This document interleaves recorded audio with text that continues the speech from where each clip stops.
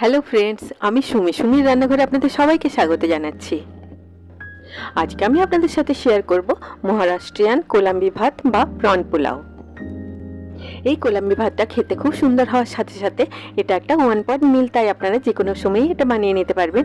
তাছাড়া বাড়িতে কোনো গেস্ট হঠাৎ করে চলে এলে আপনারা এটা বানিয়ে শুধু রায়তার সাথেও সার্ভ করতে পারবেন। আর দরকার পড়বে এই গোটা মশলাগুলো। আসুন প্রথমে আমরা বানিয়ে নিই ভাটান বা গ্রিন পেস্টটা। এটা বানানোর জন্য একটা গ্রাইন্ডিং জারের মধ্যে আমি নিয়ে নিলাম এক মুঠো ধনেপাতা।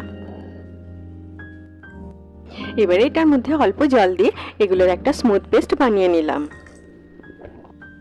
এই গ্রিন পেস্ট বা ভাটানটা কোলাম্বি ভাতটাতে একটা আলাদা স্বাদ নিয়ে আসে। এবারে সব উপকরণগুলোকে খুব ভালোভাবে মিশিয়ে নিলাম, যাতে প্রত্যেকটা চিংড়ি এই মশলাটা দিয়ে খুব ভালোভাবে কোট হয়ে যায়। দেখুন পেঁয়াজগুলোতে একটা সুন্দর হালকা গোল্ডেন কালার চলে এসেছে। এবারে এর মধ্যে দিয়ে দিলাম এরকম রাফলি কাটা একটা বড় সাইজের টমেটো। এবারে এর মধ্যে দিয়ে দিলাম ধুয়ে রাখা চালটা। চালটা দেওয়ার আগে আপনারা খুব ভালোভাবে ছেঁকে নেবেন, যাতে জল না থাকে।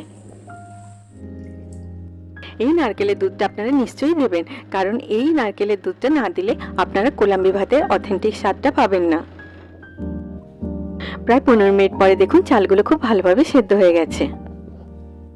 আর দেখুন এটাতে জলও আর নেই, জলটা শুকিয়ে গেছে। আপনারা এই কোলাম্বি ভাতটাকে গ্যাসের ফ্লেমটা অফ করে দেওয়ার পরে 15 মিনিট ঢাকা দিয়ে রেখে দেবেন, তারপরে সার্ভ করবেন। তাহলে এটা একেবারে ঝুরঝুরে হবে।